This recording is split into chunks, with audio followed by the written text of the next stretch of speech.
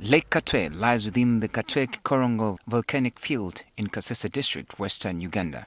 From an elevated vantage point, the lake presents a breathtaking view with salt pans below shimmering in a palette of colors. Miners here extract high-quality salt crystals, which are sold as table salt, rock salt blocks, and salt in mud used as salt licks for livestock. The struggle for survival is real, with many women and youth engaged in the physically demanding work of salt mining. For these miners, enduring harsh and often unbearable conditions is a daily reality. Rosette Baseme shares her experience. I was born and raised around the salt lake. I have also raised my children around here. However, around 4 years ago, the levels rose and affected our income. We no longer make as much money as we used to. If I go to harvest the salt without any form of protection, I get injuries, especially when it touches my skin. Swabri Mayanja, a local tour guide, explains that due to the lack of protective gear, some miners resort to using super glue on injuries sustained during work. After work, plucking it goes with your skin. In most cases, they normally put on leggings to protect their legs. However, as they keep working, there is body dehydration also. A major concern for the miners is the increased and persistent rainfall in the area, which has submerged several salt pans. Nicholas Kagongo, a salt miner, describes the impact. You can see around, some of the pans are still submerged within the lake. So the owners of those salt pans, they do not harvest salt during this season because these past 10 years, we've been receiving heavy rains here. And even when we are expecting hot temperatures, it rains.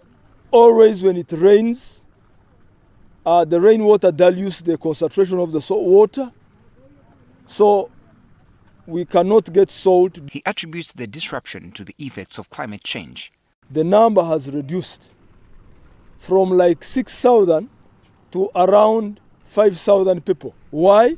Because of climate change affecting the whole production of salt. Kagongo notes that their work is most profitable during the dry season, a sentiment echoed by many miners. We always harvest salt during the hot days of the year.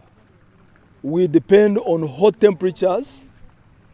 It's only during the dry season, like early January to mid-March, that's the first peak season of harvesting salt. Another peak season of harvesting salt begins from early July to mid-August. When you talk about here, rain, people will hate you until death. We work here on sun. We don't work here on rain. However, he expresses disappointment that the government has not done enough to protect the lake and its surrounding ecosystems from increasing degradation. They are quiet over the environmental issues that we have here. The only thing they can do is to come and collect revenue from the salt miners. But nothing they are helping the people here. The streams that they are putting fresh water within the lake, they are not well protected. To adapt to the changing weather patterns, Kagongo reveals a new innovation, introducing wooden salt pans to sustain production. How are we going to do it? We shall be pumping water using tubes and water pumps. We draw water from the lake. We fill these salt pans outside the lake. Then after, we expose the water, salt water, to hot temperatures. In 3 days, we have salt. But these days, we have to wait for almost a whole complete week. We are trying a pilot project, and I know it will work for many salt extractors. I know they will be happy if this pilot project will be successful. The salt miners remain hopeful that with such innovations, they will build resilience to climate change and sustain their livelihoods despite the worsening conditions.